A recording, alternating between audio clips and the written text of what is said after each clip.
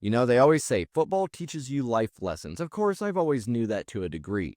But after watching Sunday's contest between the Chiefs and the Bills, that rings even more true. Think about it. When life is going well, get a new job, come across some money, relationships at an all-time high, doesn't matter. But when life is going well, what is the one thing that tends to happen every single time? That's right. Your car breaks down. Might be the brakes. Might have to replace the windshield. It doesn't matter, but you got to put money into it. And that whole experience just brings you back down to reality. And I honestly think that's what the Chiefs experience this weekend. Well, welcome in Chiefs Kingdom to Cheifs Latest. This is your one-stop spot for everything Kansas City Chiefs, usually in 15 minutes or less. It is your host, Calvin Silvers. I wish I could say happy Monday, but it's kind of a gloomy, sad Monday over here in Chiefs Kingdom. I got to say, that Chiefs-Bills game did prove a lot of weaknesses that this team has, and we need to hit the trade market before the deadline, Tuesday's deadline, to fix some of these. Of course, we're going to go over what those weaknesses were and maybe some potential names that could fill those spots. But before we do, you guys know the drill, and you guys know the new goal. The drill is, if you haven't already, you need to. That's right, you need to, because what are you doing if you haven't? Hit that subscribe button right now. Make sure you turn on those notifications because we are trying to get to 1,000 subscribers by the end of this month. I know I was saying by the end of December, but you guys have been enthusiastic about it. You guys have been helping us. So let's just try to get there by the end of November. 1,000 subscribers in what now? 20-something days, 27 days. We can do it. We can do it, folks. So if you haven't already, please hit that subscribe button and turn on those notifications because we have daily, that's right, daily videos here at Cheifs Latest, Monday through Friday. You don't want to miss any of the news, rumors, or actions regarding this team. So please hit that subscribe button, turn on those notifications ads. It not only helps me in the channel, but it's going to help you stay up to date with everything Kansas City Chiefs. Well, we're going to stay with the offense and get started with that because they were flustered, they were frustrated, they were just overwhelmed in Buffalo, and it truly started up front. Patrick Mahomes was under pressure all night. He was pressured on 52.6% of his dropbacks. That was 14.3% more than any of the matchups that they've had in their past 9 times. He just was able to complete 3 of 16 for 61 yards and an interception when he was hit, when they were bringing on those pressures on the dropbacks. The Bills front, with the focus more on Joey Bosa and AJ Epinesa, sacked Mahomes 3 times, added 9 quarterback hits. Again, they were pressuring him all afternoon. Mahomes finished 15 of 34 for 250 yards, 1 touchdown, 1 interception, with 16 incompletions and a career-low 46.7 completion rate. He got away with 2 would-be picks also, and a near fumble. So yes, he showed some spark there more in the 4th, maybe trying to get that comeback going, but just overall not a very good game for Mahomes. The O-line, though, was the main issue. Jalen Moore filling in for Josh Simmons, who's still on family leave. We'll get to more on that in a second. He got beat repeatedly. Jawan Taylor rolled his ankle in the 4th. He did not return. He was placed by Wanye Morris, who's lost his job multiple times since 2023. And of course, he struggled. The entire line was not up to par. Trey Smith played through some back spasm. He was limited all week in practice, so he wasn't even fully 100%. Kingsley Sumatia, he got hurt in the 4th but stayed in.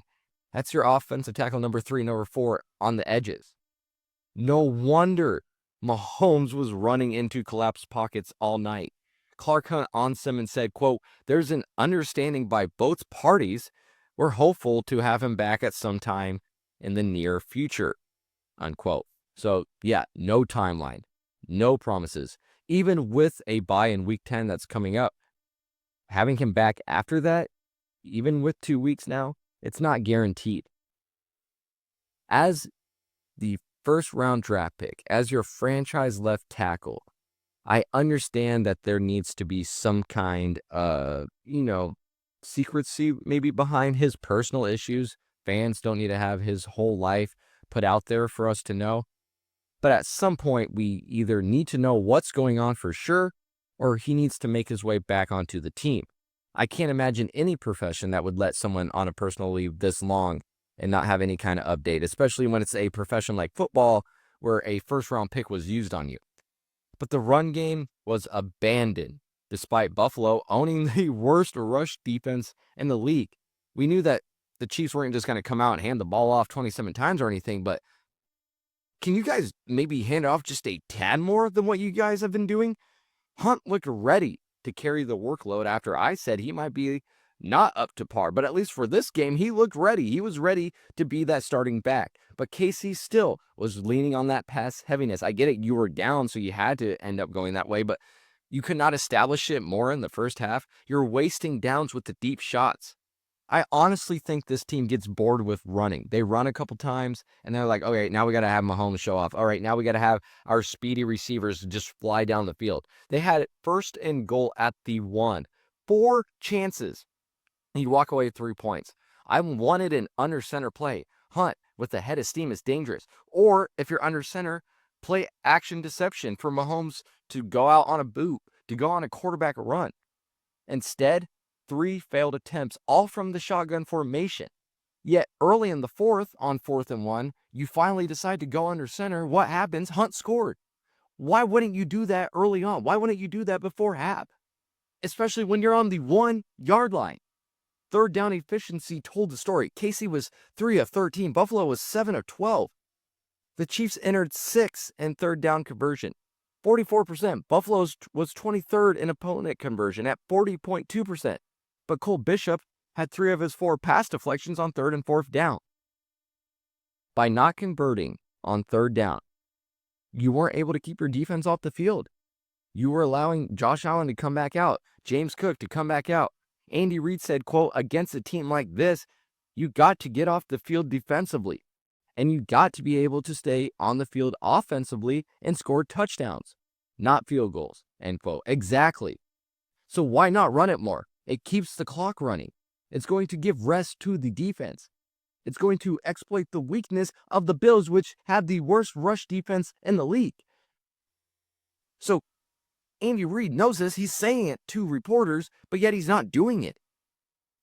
Actions speak louder than words. I get it. The O-line was depleted, but Kareem Hunt looked great early on. He was averaging 5.5 yards per carry. After the bye, it does not get easier. Denver leads the league with 40 sacks. They allowed the 3rd fewest yards per game at 279.9. The O-line needs Simmons. Casey cannot waste drives with excessive dropbacks. They need to stay ahead of the chains. They need to establish the run. You need to protect the quarterback. Otherwise, you're just going to have repeated performances like this. The only bright spots were Rashee Rice, especially more in the first half, and Kareem Hunt. We saw them both rise up to the occasion in the 4th. Rice had the 29-yard gain. Hunt capped the drive with the touchdown, the play under center. But the play calling just all afternoon just fell off. Reid and Nagy really lean on the speed of these receivers. They don't really scheme people open. They really just want you to fly down the field. Just try to burn your guy in man coverage. Mahomes made most of his magic out of chaos. I can't remember who specifically said it, but recently an NFL player came out and said, I don't think this team even runs real plays. Seems like they just play backyard football. And I think that's where, Chiefs found some success on Sunday for sure, but man, I just don't see any scheming these guys open. You're just trusting Rice with his yak ability, and then you're trusting Worthy, Thornton, Hollywood Brown with their speed. There's really no structure. The O-line, it's in crisis. The run game was ignored. And Mahomes, he was just hung out to dry. And it showed. Worst career games statistically. Hunt and Rice showed fight. Play calling, protection, it wasn't there. With Denver's pass rush looming, the bye week, it's a blessing right now. But if Simmons return, it's not locked. If we don't see him after this bye week, I'm really going to start questioning what is going on here and that we need to know something, because Morris and Moore, they're not going to be able to hold on. We have to fix the trenches as soon as possible. We have to trust the run. We have to scheme smarter. Otherwise, you're on a real danger here if you're the Chiefs. I don't even know if I want to say this, but you're in a real danger here to miss the playoffs if you can't figure something out. Let's go ahead now. I'm a little worked up. I was a little disappointed, if you couldn't tell by the offensive showing there against Buffalo, especially, like I said, they have the worst rush defense. But before I get even back onto the topic, we're going to go ahead and switch to the defense because this defense wasn't much better. Out-muscled, out-schemed, just outlasted in Buffalo. And it all started, once again, in the trenches. The Bills controlled the line of scrimmage on both sides in this one. Running back James Cook, we knew he was going to be a problem coming in there. He was top of the league, one of the top 2 or 3 in rushing yards coming into this one. Did not matter, and also the Bills were able to protect Allen pretty comfortably.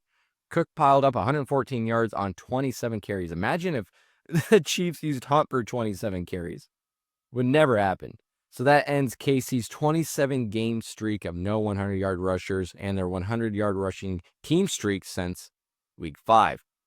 Buffalo dominated time of possession as well, so that kept the Chiefs' defense off balance, kept them on the field, and of course, they were tired. Pass rush, never there. Chris Jones has to stay on the field longer. That's not good for where he's at in this point in his career. Josh Allen was 23 of 26 for 273 yards and a touchdown, plus 19 rushing yards and 2 scores, and 88.5% completion. He had ample time. Yes, he did get sacked 3 times, but he had enough time otherwise to just pick apart our secondary. Play action, tight ends, just torched us. Dalton Kincaid, 101 yards, 1 touchdown on 6 catches. He became the first 100-yard receiver against KC since Jerry Jeudy last season. Jackson Hawes, 18-yard touchdown. Dawson Knox, 30-yard deep shot. 3 tight ends combined for 141 yards on 8 catches. Kincaid just dusted Drew Tranquill on man coverage for a 23-yard touchdown on the opening drive, a 47-yard catch and run to set up the second score. Our linebacker coverage was a disaster. Secondary coverage was also bad. It was sucked in by run fakes. Left space behind. And for one example, Brian Cook bit hard on a quick pass fake, gave up a completion. Spack sent 4 rushers in clear passing situations, but that's not going to work because our pass rush is already poor. You can't just send 4 and expect them to get back there. You have to send 5. Allen had a clean pocket. He was able to step up. And when he can have A clean pocket, and B, allowed to step up, you see what he did. Andy Reid said, quote, "They got the run game going. Then, right when you think they're going to run, they come back with play action or a naked bootleg. They did a good job with that," end quote. So you guys just heard that, right? You heard Andy Reid say how effective it is to establish a run game because it keeps defenses off their toes because you don't know what's coming next. You heard that, right? Because I just read it. Okay, so why can't we do that then as an offense? Why do you abandon the run game so quickly? Andy Reid knows that this stuff works. He's saying it to us, and he's not doing it. The pass rush is still a problem. Then you have one true superstar in the secondary, and that's Trent McDuffie. One true superstar. They can't cover forever, the secondary. 4-man rush is not going to cut it. You need a second consistent rusher. The game was won and lost in the trenches. Buffalo, they were able to establish the run. They were able to protect their quarterback. They forced extended coverage on plays. KC's injury-weakened line couldn't disrupt. They couldn't hold up. And again, it showcased what Allen can do. So the fact that you couldn't get it done in the trenches, the fact that you knew what this team was going to do, you knew who they had in their backfield, and you just decide not to do it. Decide not to get it done. It's honestly a poor performance from both offense and defense. I'm trying to tell myself, this is just one game, one bad game. But again, I keep looking at who we've beaten so far, and it has been no one that impressive. So again, we get faced with some decent competition. I guess we beat the Lions, but we get faced with some decent competition once again, and we can't get it done.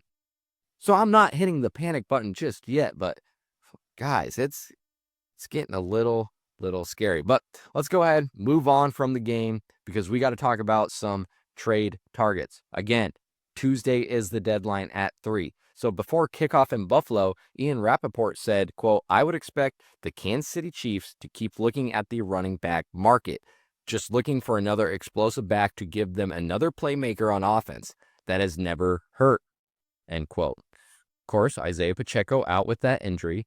The backfield now consists of a rookie and Clyde Edwards-Helaire behind Hunt. Yeah, the urgency is real. Clyde Edwards-Helaire is not going to do anything for us this season. The market also got hotter. New England has entered the mix. Houston has entered the mix. They're sniffing around the same names that we are.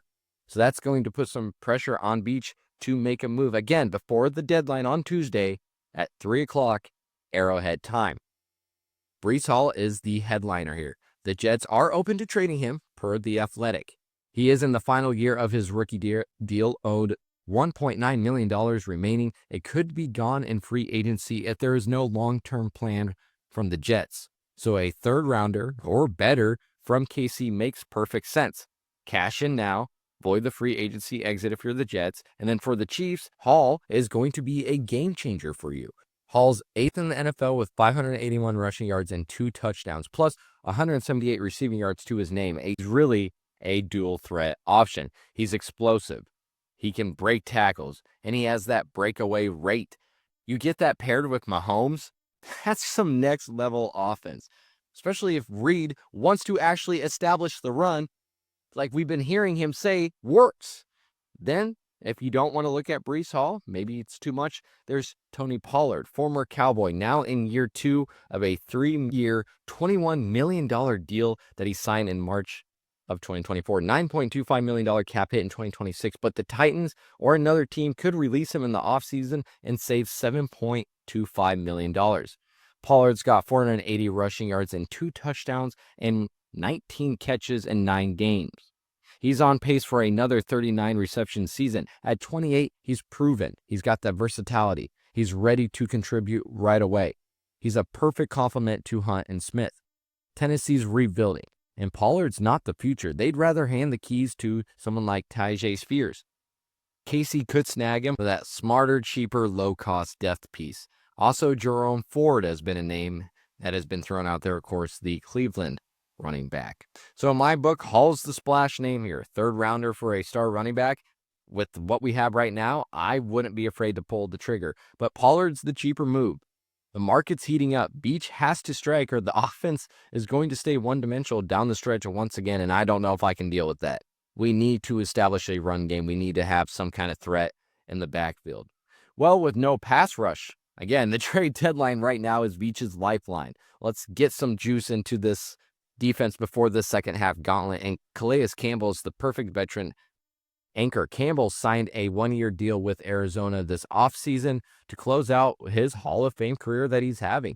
But he's been the Cardinals' best defensive lineman, so it might be hard for them to move on this season, but again, they're also in a rebuild. He has 3 sacks, 5.5 run stuffs, 1 pass deflection on just under 50% of snaps. He's got 17 pressures, 9 quarterback hits, 5 tackles for loss, and is on pace for his 15th straight 71-point plus PFF grade. At 39, he's still dominating across the front. Arizona's out of the playoff race. 5 straight losses, including to the Titans. So Campbell's a prime trade candidate. A day 3 pick probably gets it done. Like KC wants to go bigger, though, Jalen Phillips is the high upward swing, as the Dolphins' first rounder, 18th overall back in 2021, is playing on his 5th-year option, $13.25 million. Any team that trades eats half that cap at $6.6 million. He started all 9 games, 73% of snaps with 25 tackles, 3 sacks, 25 hurries, 32 total pressures.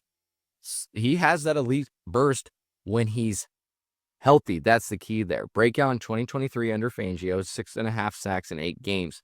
Then tore his Achilles. Then in 2024, tore ACL after 4 games. So there are those injury red flags.